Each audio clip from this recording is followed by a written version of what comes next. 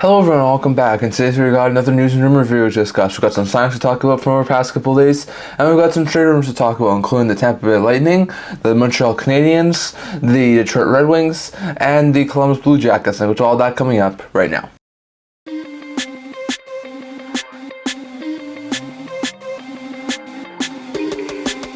Hello everyone, welcome back to the video here at the Instant Hockey channel. Before we get into this video, don't forget to like this video and subscribe down below. Thank you for your support we're able to love you guys. So if you haven't already, don't forget to subscribe button down below and don't leave a comment down in the comment section below so you can also listen to this video. Now, we're going to start today's video off by discussing some signings. Only 3 from over the past couple of days, so very short amount of signings we have here to touch on. But first, San Jose Sharks signed Chernyshov. He was, if I'm correct, the first pick in the second round of this year's draft. He has a 3-year ELC with AAV of $966,000. He has contract terminating in the KHL, so he signs his ELC with San Jose and will be able to join the Sharks this year. So most likely he'll play in the AHL, but that's a pretty good pickup there for San Jose. In time, I think he could be a solid top 6 forward there for the Sharks. Chernyshov this past year put up 3 goals and 4 points in 34 KHL games, and also had 13 goals and 28 points in 22 NHL games over in Russia. So pretty good season there so far for Chernyshov last year, and I think he should eventually be a solid top 6 forward there for the Sharks. So a pretty good solid sign there for the Sharks. Then the LA Kings signed Jordan Spence. He was a good defenseman last year. In his first full season at the NHL level, put up 2 goals and 24 points in 71 NHL games. Looked pretty good. I think Spence eventually is going to be a solid second, third pair defenseman there for the Kings. He gets a 2-year deal with AAV of $1.5 million. So it's not an overly drastic overpayment there for the Kings. Is he worth $1.5 million at this point? Probably not in my opinion, but I think eventually he should be able to be a $1.5 million defenseman. So really good pickup there for the Kings. And then we saw the Toronto Maple Leafs sign Ben Danford. Danford was the second last pick in the first round of the 2024 draft. He gets a 3-year ELC with AAV of $964,000 that begins the start of next year. Pretty good pickup there for the Leafs. Danford this past year was playing over in the OHL, put up a goal and 33 points in 64 OHL games. Looks pretty good. If he can be anything like Easton Chalmers last year, or a little bit of a surprise off the board pick in the first round, but then absolutely works out for the Leafs, that could be really good pickup there for the Leafs. So pretty good pickup there for the Leafs to sign Danford to his ELC. But those were the only signings there from our past couple of days.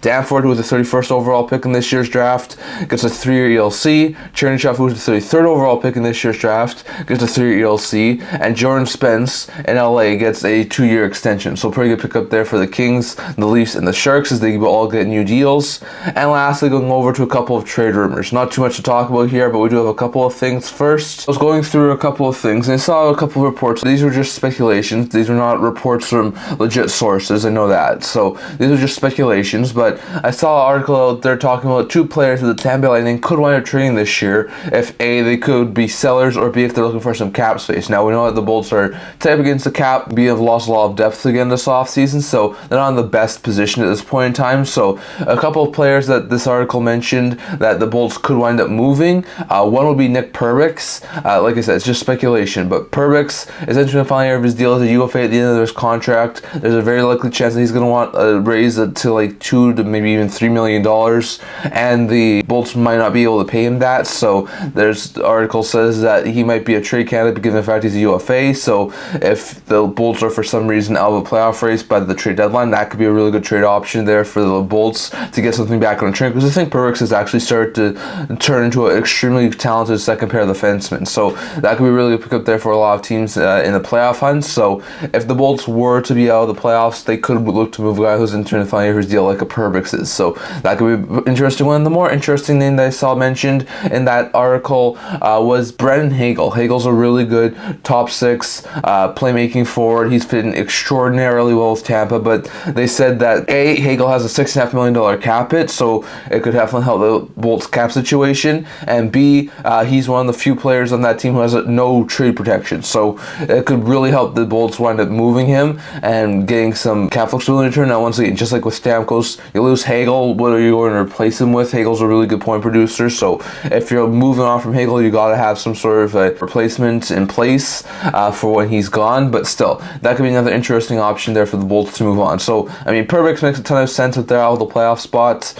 Moving a solid player who can be a 4th, 5th defenseman on most teams, I think could definitely bring them in a really good return, and he's a penny UFA, they might not bring him back. Hagel's a little bit different. I could see him move Hagel Hagel, maybe next offseason if they need some more cap flexibility. I think a lot of teams would have interest in Hagel, given the fact he's not overly bad, can fit in any team's middle six, and doesn't have an overly egregious cap hit at $6.5 million. So there could be a lot of teams out there who do have some major interest in a guy like Hagel, so we'll have to wait and see, but I think that could be an interesting pickup there for a lot of teams if he was on the block. But for the time being, I highly doubt either of these two are being considered as being a trade chip. I think these ones will only be considered if A, the Bulls try to miss in the playoffs, and B, if they really do need some cap space. But interesting note there, this article mentions guys like Perbix and Hagel as potential trade candidates there for Tampa Bay Lightning. So we'll have to wait and see on that. Going over to the Montreal Canadiens, according to Marco D'Amico from Montreal Hockey Now, he was talking recently about the Montreal Canadiens, and he says that the Canadiens are still very well positioned to do something big this offseason. Now, he says they have around $5 million in cap space after signing their RFAs. They also have around $10 million in LTIR space if they needed to,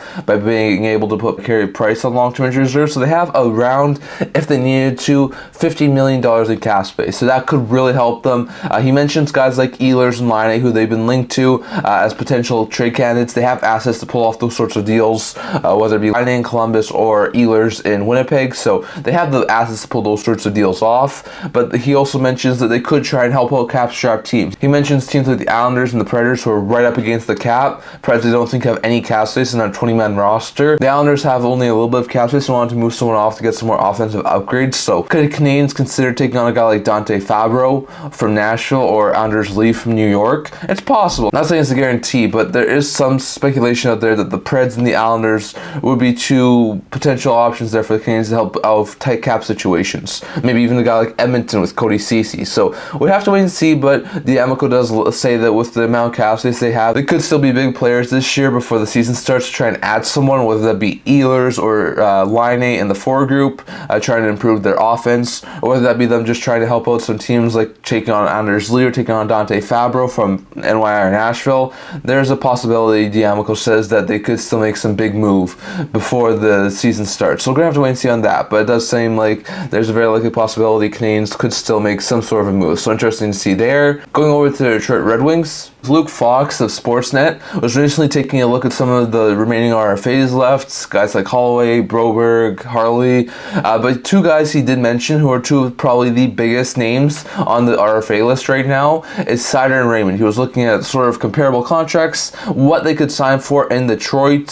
So he was just taking a look and breaking it down, what sort of contracts the remaining RFAs could get. So he was looking at Mort Seider, probably the best defenseman in this RFA class left. Seider is a really good defenseman. So according to Fox, he's looking at comparables in Ottawa and Buffalo. He says that the Sanderson 8 times, I think it's just over $8 million, or the Power 8 times just over $8 million deals would be comparables for a guy like Moritz Seider. So you're probably looking, if you're looking at Seider trying to sign new deals in RFA with the Red Wings, as like a probably 7 to 8 year deal with an AAV of somewhere around $8 to $8.5 million would probably be my guess. So it'd be definitely an expensive contract. That's going to be an easy one to do. But that's sort of what Luke Fox is saying would have to be the sort of contract that will get Seider the term and the money he wants. So we know that Steve Yzerman doesn't like to go for term, but I think he might make an exception with a good young player like Moritz Seider. So we're going to have to wait and see on that. But he thinks a long-term deal with around an $8.5 million AAV, sort of like what Sanderson in Ottawa and Power and Buffalo got. It'll be a similar thing to what Seider's going to get for his new contract. So interesting stuff there. Meanwhile, when you look at Raymond, his teammate, he's a top 6 forward, really good player coming off a fantastic season. Fox does say that Raymond might be a little bit more likely to get a shorter term deal and have a similar term in AAV to maybe something like Alex DeBrincat, who got a 4-year deal last offseason with AAV of $7.875 million. I'd probably say Raymond gets a slight bump, and it's probably between $8 and $8.25 million, but still. That's the sort of ballpark number for Raymond that he's going to need for a new deal. I mean, Raymond's going to be a fantastic top 6 forward for years to come.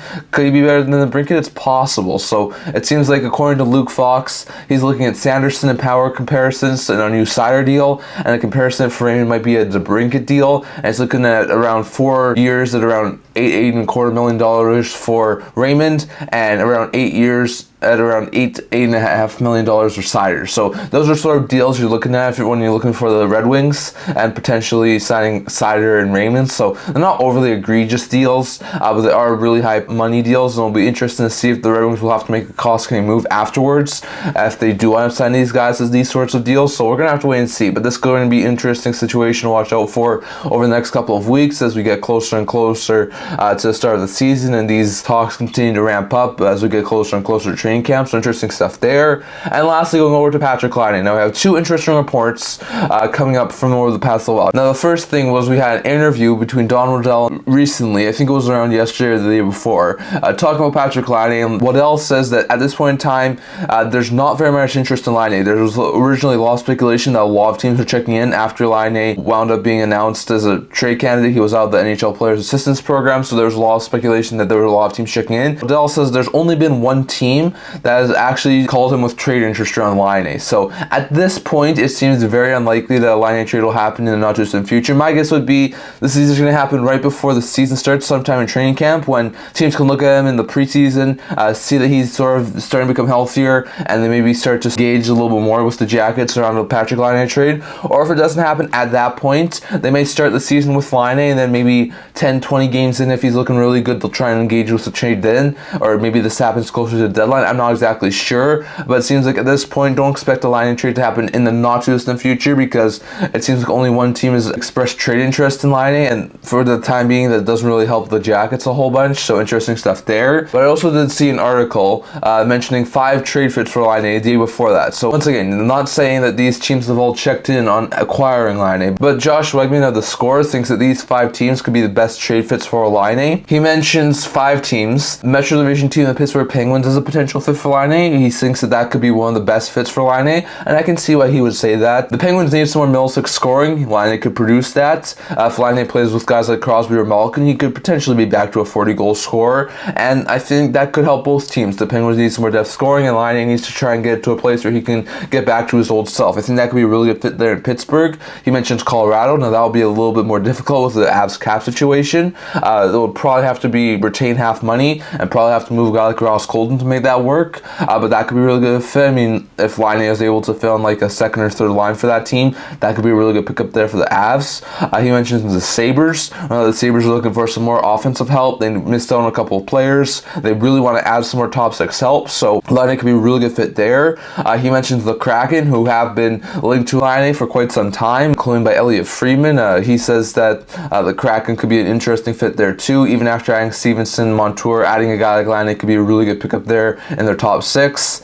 And he also mentions Vegas. We know the Golden Knights don't have too much cap space, but if they were to maybe move on from a guy like Robin Lehner, let's say, there's some cap space and the Jackets were to take half of his salary, they can make that sort of a deal work. And after not having too much of a big splash this year, they could definitely look to try and add a Laine as like their big off-season addition this year. So it makes sense for all these teams. I mean, the Knights could definitely use some more offense, especially after losing Marchessault and Stevenson. The Kraken could use another offensive weapon. Sabres could use another offensive weapon. Penguins and Avalanche could also to some extent too. So it makes sense that these 5 teams could be really good fits there for Laine. But once again, none of these guys are officially checking on him, and we'll have to wait and see if they do express some interest. But we'll have to wait and see.